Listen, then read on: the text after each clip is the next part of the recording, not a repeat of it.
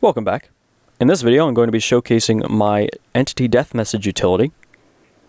Now, this is a kind of a workaround of a way to read entities after they die, because the die is in quotation marks, because we're doing some little trickery. So let's showcase what it does first. It takes a named entity, and once it dies, it will display a death message. It's that simple. Currently, it only says name died. I am going to be working on an improvement to this utility that can do detection on what the damage source that killed it was. Now, the issue with that is I have to guess, basically. There is no way to directly track what damaged the entity last, so I have to go through all the possibilities and determine which is the most likely.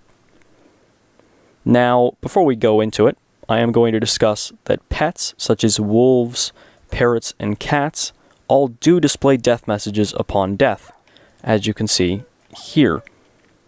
So I don't have to work with those. Let's go ahead and switch over to the files. What we have here is our loop function. This right here is the formatting identifier that detects an entity that needs to be formatted because it has a custom name but is not tagged as named by the system yet. That's effective what this does. Also, it ignores players, wolves, cats, and parrots, as I said. And it will run the sub-format function here. This right here takes any entity that has been tagged by the system and stores its health in a scoreboard. And this happens every tick, so there is a live reading of every entity that is loaded that is tagged as named of its health value. And then lastly, we have the execute for the death, because we are doing some trickery, as you can see right here. So let's go ahead and start with the formatting. What we have right here is the format health and the tag. Now in format health, we have the scoreboard that resets our buffer score, which is the HP score in the scoreboard we're using. And what we have is we are then copying the entity's max health attribute, the base value of it, and we are putting it in that scoreboard. Then we are adding 100 to it, and we are storing the result of that addition in the entity's max health attribute once again. And then after that, we are taking that information and putting it in the entity's health as well.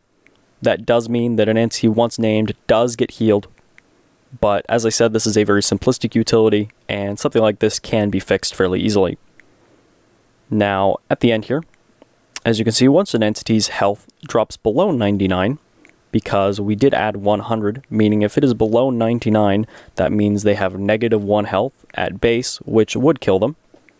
It runs the death right here, which is just a tell raw and a kill command. And that's all that does. It does a selector, and then the actual died is a translate tag. This is just for, because I can, basically, because I do like having translations. And that is just about everything. I am having some issues. I'm going to address one last thing before I finish up. I'm going to address the looting the looting enchantment, because I don't know if it works or not. Because I could have sworn at one point I killed a pig and got 4 pork chops out of it. But I have no idea if that actually happened or not, or if I just was not paying attention and picked up 1 by accident. So I'm not entirely sure. I feel like it doesn't, but at the same time, it's random, so I could do this forever and then wouldn't know, theoretically. I don't know. Other than that, that is the system that I use for death messages. I use it in my villager name and death message system. Someone requested that I separate them, so this right here is the separation. That is just the dead function, or the death message function. So yeah, thanks for watching, and I'll catch y'all next time.